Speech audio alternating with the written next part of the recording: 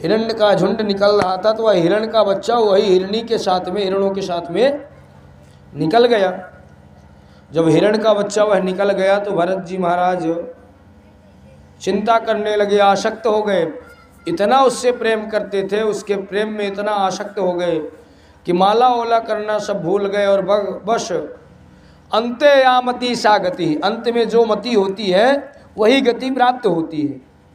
अब भरत जी महाराज विचार करते हैं, मन में विचार करते करते लास्ट में वो हिरण की योनि में, उनका ध्यान हिरण की योनि में चला गया। और हिरण की योनि का ध्यान करते करते प्राणांत हो जाता है। जैसे ही प्राणांत होता है तो भरत जी महाराज हिरण की योनि में ही चले जाते हैं। और हिरण के योनि में जाने के बाद भी उनको तब भी अपना पूर्व जन्म का पूरा वृत्तांत याद रहता है। और भरत जी महाराज मन में विचार बनाते हैं कि अब लो निशानी अब ना निसई हो।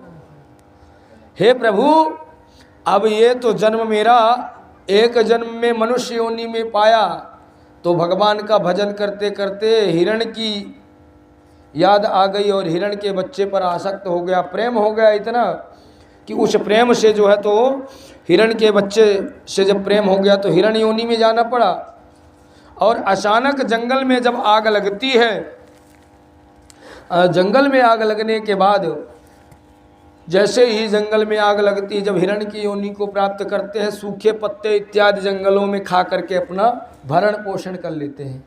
भरत जी महाराज हैं तो हिरण की योनि में, लेकिन उनको सारी चीज़ें याद हैं और वो बस एकांत में ही बैठे रहते हैं और भगवान का स्मरण करते रहते हैं। एक दिन अचानक जंगल में लगी आग, और जैसे ही जंगल में आग लगी तो जंगल में आग लगने से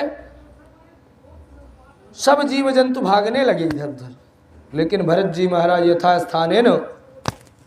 यथास्थान पर बैठे रह गए। और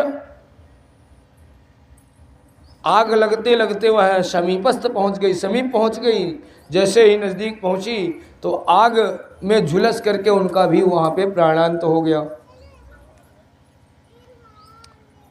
फिर भगवान की कृपा से, भगवान की ऐसी कृपा थी कि फिर से उनको जो है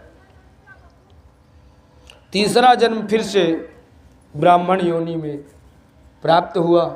और उन्होंने सुंदर भगवान की भजन करके, भक्ति करके रहुगण को सुंदर उपदेश दिया है। और रहुगण को जो है तो बतलाया है कि रहुगण जो है तो पालकी में सवार होकर के जा रहा था और